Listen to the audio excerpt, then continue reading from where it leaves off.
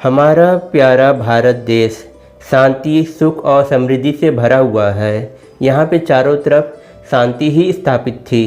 तभी क्या हुआ कि अचानक हमारे देश में हमारी भारत माता चारों तरफ से जलने लगी। चारों तरफ हाहाकार मच गया। यह क्या हुआ, यह क्या हुआ? दोस्तों, आप लोग को स्वतंत्रता दिवस की हार्दिक शुभकामनाएं। दोस्तों, आज का यह वीडियो हमारी प्यारी भारत माता को किन किन देशों ने अपना गुलाम बनाया और कैसे हमारी भारत माता स्वतंत्र हुई। हमारी कहानी कुछ ऐसी शुरू होती है कि हमारा भारत देश सुख और समृद्धि से भरा हुआ है। इसके चारों तरफ हरियाली और नदियों का जंजाल बिछा हुआ है, जिसकी वजह से यहाँ पे खेती हमेशा हरी भरी रहती है। हिमालय के वजह से यहाँ पे पूरे विश्व में सिर्फ एक ऐसा यह देश है जहाँ पे तीनों ऋतुओं का मिलन होता है और ऐसा कहीं पूरे विश्व में नहीं है। इसी कारण की वजह से भारत जो है हरा भरा, सुख और समृद्धि का भरा हुआ है। जितना पुराना हमारा देश है उतनी ही पुरानी हमारे देश की संस्कृति है। अगर हम भारत माता को शरीर तो हमारे देश की संस्कृति उसकी आत्मा है। लेकिन तभी क्या होता है कि अरब देश के लोग हमारे भारत की सुख समृद्धि को देख के काफ़ी ईर्ष्या करने लगे और उन्होंने सोचा कि अगर हम इसे अपने अधीन कर लें तो हमारे देश का भी बहुत अच्छे से विकास हो जाएगा। यह सोच के उन्होंने हमारे देश के ऊपर आक्रमण कर दिया। मुग़लों ने लगातार हमारे देश के ऊपर आक्रमण किया। एक दो बार वो विफल भी हुए, लेकिन अंत में उन्होंने भारत के राजाओं को एक एक करके हराना शुरू किया और अंत में जो है संपूर्ण भारत पे अपना आधिपत्य स्थापित कर लिया। उन्होंने भारत के संचित स्वर्ण मुद्राएँ, हीरे मोती, जितने बहुमूल्य रत्न थे वह सब अपने देश में लेके चले गए। यहाँ तक कि हमारे देश की जो संस्कृति थी, जो हमारे देश की आत्मा थी, उन्होंने उसे भी क्षति पहुँचाई। बाबर ने आके अयोध्या में राम मंदिर तोड़वा के वहाँ पे बाबरी मस्जिद बनवा दी और कई बार जगन्नाथपुरी मंदिर को लूटा गया और वहाँ की भी मूर्ति को क्षति पहुँचाने की कोशिश की गई। लेकिन वहाँ के पुजारियों की सूझबूझ की वजह से बार बार वहाँ पे जगन्नाथ जी की रक्षा होती रही। मुग़लों ने कई बार जो है भारत के मंदिरों को लूटा और उन्हें नुकसान भी पहुँचाया। उन्हीं के क्रम में जो है फिर इसके बाद हुमायूं आता है, फिर अकबर आता है। अकबर ने तो कई प्रदेशों के नाम ही बदल दिए, जैसे प्रयागराज बन गया इलाहाबाद, अलीगढ़, शाहजहाँपुर। इस तरीके से उसने जो है कई प्रदेशों के नाम बदल दिए और इसी तरीके से भारत में मुग़लों का साम्राज्य स्थापित हो गया। लेकिन मुग़लों ने यहाँ की खेती भी कभी भी कोई नुकसान नहीं पहुँचाया, क्योंकि वो जानते थे कि जैसी यहाँ की खेती है ऐसी पूरे विश्व में कहीं भी खेती नहीं होती है। इसलिए उन्होंने यहाँ की खेती के और किसानों का कभी भी कोई नुकसान नहीं किया और इसी तरीके से समय बीतता चला जा रहा था। फिर किसी तरीके से अंग्रेज़ों का इस पे जो है ध्यान पड़ा और उन्होंने जो है भारत के ऊपर आक्रमण करना चाहा, लेकिन वह उनके लिए काफ़ी मुश्किल भरा हुआ था, क्योंकि अरब जो हैं ज़्यादा ताकतवर थे। तब उन्होंने एक छल किया और उन्होंने क्या किया कि भारत में आके व्यापार करने के लिए मेहमान बन के आए थे कि हम यहाँ पे व्यापार करेंगे, मेहमान बन के रहेंगे। लेकिन वह धीरे धीरे करके आए और यहाँ के नवाबों को आपस में लड़वाया, उनमें फूट डाली और धीरे धीरे करके उन्होंने उनके राज्यों को हड़पना शुरू कर दिया और उनके राज्यों पे अपना कर लगाना शुरू कर दिए।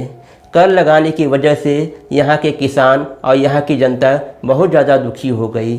अंग्रेज़ों ने अपनी चाल में सफलता देख के और प्रसन्न हुए और उनका प्रोत्साहन बढ़ता रहा और धीरे धीरे करके वो संपूर्ण भारत में अपना राज्य स्थापित कर लिए और यहाँ का बुरी तरीके से शोषण करना शुरू कर दिए। यहाँ के किसान और यहाँ की जितनी जलवायु थी, जितनी भी चीज़ें थी, बहुमूल्य चीज़ें, वो सब कुछ अपने देश में लेके जाते थे और वहाँ पे जो है अच्छा माल बना के भारत में उच्च मूल्य पर ले आके यहाँ पे बेचा करते थे, जिससे हमारे देश के लोग बहुत ज़्यादा दुखी हो गए और गरीब होने लगे।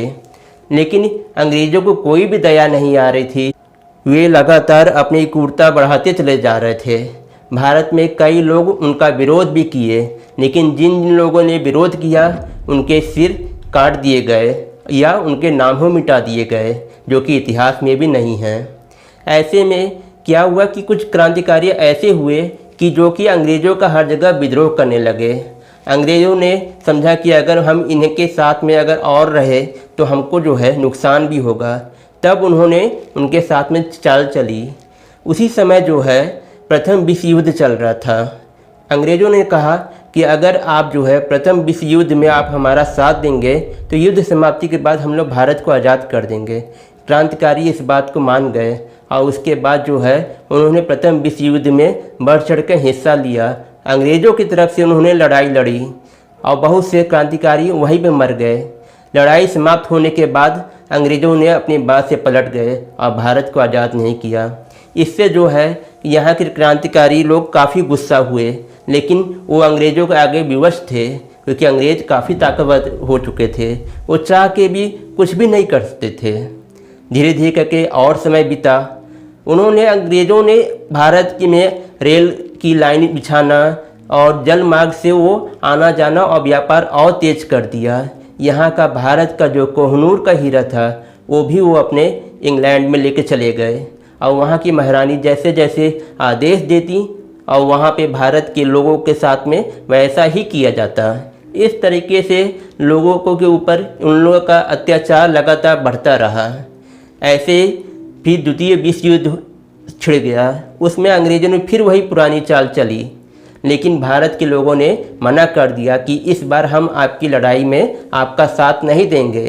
तब उन्होंने क्या किया कि कर बढ़ाना शुरू कर दिया, लोगों को मार पीट करना और जेलों में बंद करके मारना शुरू कर दिया। लोगों को विवश होकर द्वितीय विश्व युद्ध में भी उन लोगों का साथ देना पड़ा और युद्ध समाप्ति के बाद भी उन्होंने फिर से जैसे पहले किया था वैसे ही किया और अपने बात से पलट गए और भारत को आज़ाद नहीं किए।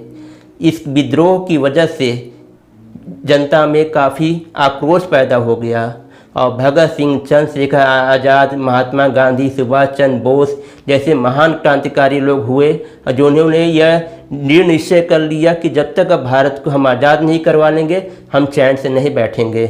सुभाष चंद्र बोस ने तो अपनी आज़ाद हिंद फौज की निर्माण कर डाला और जो अंग्रेज़ों से लोहा लेने के लिए हमेशा तैयार रहता था। महात्मा गांधी सत्य और अहिंसा के बल पे अंग्रेज़ों से लड़ा करते थे।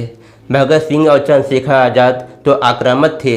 उन्होंने तो अंग्रेज़ों के अंदर में अपना इतना भय दे दिया कि लोगों को डराना अंग्रेज़ छोड़ दिए और उनके मन में ये हुआ कि अब हम यहाँ से जाना शुरू कर दें।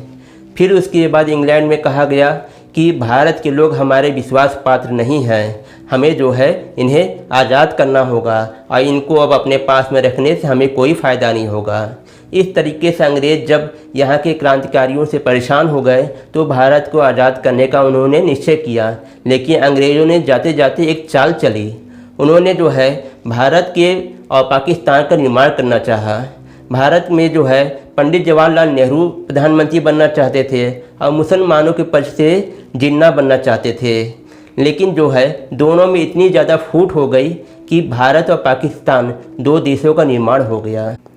15 अगस्त 1947 को भारत और पाकिस्तान दोनों स्वतंत्र देश घोषित कर दिए गए। धीरे धीरे करके पाकिस्तान की नफ़रत भारत के प्रति लगातार बढ़ती रही। वह हमेशा जो है भारत के ऊपर आक्रमण करता रहता कि जम्मू कश्मीर हमारा है और भारत में आके आतंक भी करता था।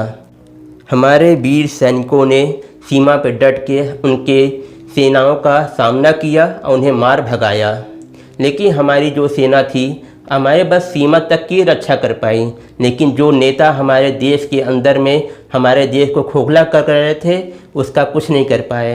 हमारे यहाँ के जो नेता थे वो तो हमारे यहाँ की किसानों को ही समाप्त करने लगे, यहाँ के खेती उपजाऊ ज़मीन सब कुछ समाप्त करने गए, सिर्फ अब अपनी निजी संपत्ति को बढ़ाने के लिए कि मैं कितना अमीर हो जाऊं और गरीब कितना है गरीब हो जाए, उससे उनको कोई मतलब नहीं था। उन्होंने हमारे देश को आज़ादी के बाद भी लगातार लूटते रहे। अपने गुंडे को जरिए जो है समाज में आतंक और निर्दोषों को मरवाते रहे। इस तरीके से हमारे देश में जो है एक समय में मुग़ल, फिर उसके बाद अंग्रेज़ और अब इन नेताओं का राज चल रहा है जो हमारी जनताओं का, हमारी भारत माता का पूर्ण रूप से शोषण करते चले आ रहे हैं, जो कि हमारे देश के हित में बिल्कुल नहीं है। अगर हमें अपने देश का विकास करना है तो हमें जो है ये अच्छे आदमियों को चुन के संसद भवन में भेजना चाहिए और ना ही किसी के बहकावे में, किसी के भड़काऊ भाषण देने से हमें उत्तेजित नहीं होना चाहिए। जो हमारे देश के हित में हो, हमारे हित में हो, वही फैसले ले और उसी के हिसाब से अपना जीवन यापन करें, ना कि किसी को उकसाने या किसी धार्मिक निरपेक्षता के वजह से हम जो है उत्तेजित होकर अपने कार्यक्रम करें। यह हमारे जीवन में नहीं होना चाहिए। इस तरीके से मेरी कहानी और बात दोनों यहीं पे समाप्त हो जाती हैं। उम्मीद है आपको पसंद आई होंगी। दोस्तों, अगर आपको पसंद आई हो तो मेरे इस वीडियो के लिए तो आप एक कमेंट ज़रूर करिएगा। मुझे आपके कमेंट का बहुत इंतज़ार रहेगा। दोस्तों, अगर आपको यह मेरा वीडियो पसंद आया हो, इसे ज़्यादा से ज़्यादा लाइक करें, शेयर करें और मेरे चैनल को ज़रूर सब्सक्राइब करें। मैं अगले वीडियो में फिर एक नई जानकारी, एक नई कहानी के साथ मिलूँगा। तब तक के लिए आप मुझे इजाज़त दीजिए। भारत माता की जय।